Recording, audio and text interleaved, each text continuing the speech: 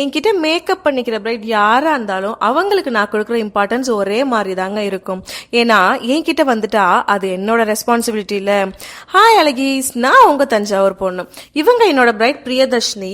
இவங்களோட என்கேஜ்மெண்ட் மேக்கப்காக தான் நான் பேராவூர்னி டிராவல் பண்ணி போயிருந்தேன். ஸோ பிரைடோட ரெக்குவயர்மெண்ட் பார்த்தீங்கன்னா சிம்பிளாகவும் சட்டில்டாகவும் பண்ணி கொடுங்க அக்கா அப்படின்றது மட்டும்தான். ஸோ அதனால ஒரு டீட்டெயிலையும் ரொம்ப கேர்ஃபுல்லாக பார்த்து தான் பண்ணினேன். ஸோ பேஸ் இருந்து ஹேர் செட் பண்ணுற வரைக்கும் ஜுவல்லரி இருந்து ஃபைனல் டச்சப் வரைக்கும் எல்லாமே டபுள் செக் பண்ணி தான் கம்ப்ளீட் பண்ணேன். ஸோ மேக்கப் ஃபினிஷ் பண்ணதுக்கு அப்புறம் பிரைடு மிரரை பார்க்கும்போது அவங்க ரொம்ப ஹாப்பியா இருந்தாங்க. அந்த ஸ்மைலை பார்த்ததும் தான் எனக்கு ரொம்ப சாட்டிஸ்ஃபைடா இருந்துச்சு. அதே மாதிரி அவங்களோட ஃபேமிலியில எல்லாருமே ஹாப்பியா ரொம்ப அழகா இருக்குன்னு சொல்லிட்டு காம்ப்ளிமெண்ட்ஸ்லாம் கொடுத்துட்டு இருந்தாங்க. ஸோ ஸ்டேஜ்ல நிக்கிற அந்த ஃபியூ ஹவர்ஸ் அது அவங்களோட லைஃப் டைம் மெமரி இல்ல.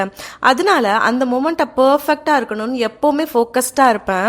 அதனாலயும் இன்னும் ஸ்பெஷலா என்னன்னா இந்த என்கேஜ்மெண்ட்டுக்கு அப்புறம் அவங்களோட ஃபேமிலியில 3 மெம்பர்ஸ்க்கு நான் மேக்கப் போயிருந்தேன். ஸோ ஒரு பிரைடா ஆரம்பிச்சு ஹோல் ஃபேமிலிக்கு ட்ரஸ்டா மாறிடுச்சு. மேக்கப்னா அது லுக்கு மட்டும் இல்லைங்க, அது ஒரு ரெஸ்பான்சிபிலிட்டி.